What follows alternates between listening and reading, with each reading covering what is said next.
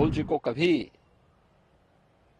मध्यकाल के मुगलों के वे अत्याचार याद नहीं आए जिन्होंने हिंदुस्तान का इस्लामीकरण करने के लिए कोई कोर कसर नहीं छोड़ी थी। कांग्रेस का वास्तविक चेहरा देश और दुनिया के सामने आ गया है। सिटीजनशिप अमेंडमेंट एक्ट ये किसी व्यक्ति, किसी जाति, किसी मत या किसी मजहब के खिलाफ नहीं है। अपने आप को एक्सीडेंटल हिंदू कहने वाले भारत की विरासत के बारे में गौरव की अनुभूति नहीं कर सकते हैं और उनसे उम्मीद करना भी मुझे लगता है कि ये अपने आप में नाइंसाफी होगी। राहुल गांधी जी हमेशा अपने वक्तव्यों के माध्यम से चर्चा में बने रहने के आदी हैं। जिन्हें भारत के इतिहास और भूगोल की जानकारी नहीं है वे इस प्रकार की अनर्गल टिप्पणियां करेंगे ही। खासतौर पर जब मैं राहुल गांधी की बात करता हूं तो मुझे याद आता है कि जिन लोगों ने कभी अपने आप को एक्सीडेंटल हिंदू कहा है वे भारत के इतिहास के बारे में चर्चा करेंगे तो ये हास्यास्पद ही होगा। भारत की एक समृद्ध परंपरा रही है और भारत को भारत बनाने के लिए हमारे ऋषि मुनियों,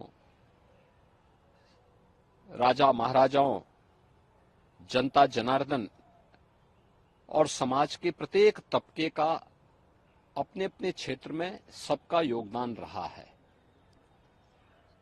मुझे आश्चर्य इस बात का होता है कि राहुल जी बोलते समय क्यों उन राजाओं के योगदान को भूल गए जिन लोगों ने भारत को भारत बनाने में योगदान दिया है। चंद्रगुप्त मौर्य हैं, अशोक महान हैं, महाराज मिहिर भोज हैं। यही परंपरा आगे बढ़ती है। पृथ्वीराज चौहान हैं, महाराणा प्रताप हैं, इससे पहले महाराज सुहेलदेव हैं, छत्रपति शिवाजी महाराज हैं। देश की आजादी की लड़ाई में 1857 के प्रथम स्वातंत्र समर के दौरान झांसी की रानी लक्ष्मीबाई या उन तमाम लोगों के, राजा महाराजाओं के, महारानियों के योगदान को कौन विस्मृत कर सकता है। आज भी भारत की गाथा में, भारत की परंपरा में बड़े सम्मान और श्रद्धा के साथ लोग उन्हें स्मरण करते हैं, उन्हें सम्मान देते हैं। लेकिन राहुल जी को कभी मध्यकाल के मुगलों के वे अत्याचार याद नहीं आए जिन्होंने हिंदुस्तान का इस्लामीकरण करने के लिए कोई कोर कसर नहीं छोड़ी थी। जिन लोगों ने अत्याचार और बर्बरता की सभी सीमाओं को लांघ डाला था। आखिर राहुल गांधी को इसके बारे में भी थोड़ी चर्चा करनी चाहिए। ये भी बताना चाहिए कि आखिर अयोध्या में राम मंदिर तोड़ने का दोषी कौन है, कौन दोषी था। काशी में काशी विश्वनाथ मंदिर हो या फिर मथुरा में श्री कृष्ण जन्मभूमि, इनको तोड़ने का दोषी कौन था। देश के अंदर व्यापक पैमाने पे मध्यकाल में देश की सनातन संस्कृति और सभ्यता के खिलाफ तलवार के बल पर नरसंहार करने वाले कौन लोग थे। नालंदा और तक्षशिला जैसे विश्वविद्यालयों को किन्होंने नष्ट किया था, कौन लोग थे वह, उनकी भी तो थोड़ा चर्चा कर लेते।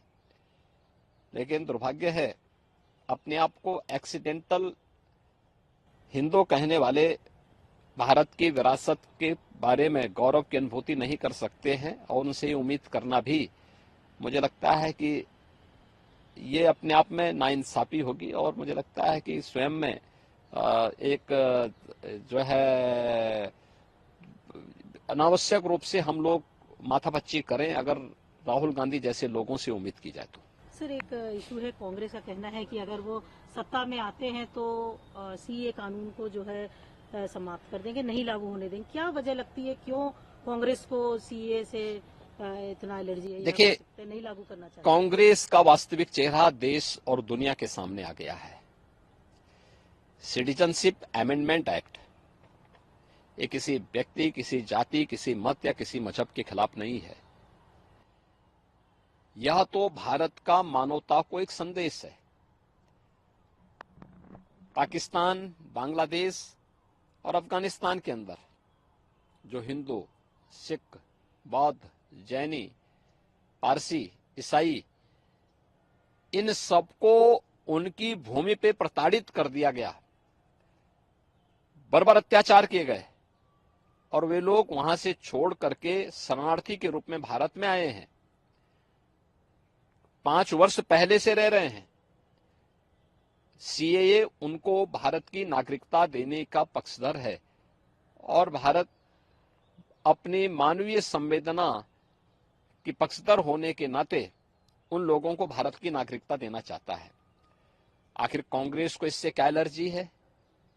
या कांग्रेस उन कट्टरपंथियों के दबाव में क्यों आ रही है जो मानवता के दुश्मन हैं? कांग्रेस का यह वक्तव्य मानवता के खिलाफ है, मानवीय संवेदना को रौंदने वाला है और कांग्रेस के बर्बर चेहरे को प्रदर्शित करता है।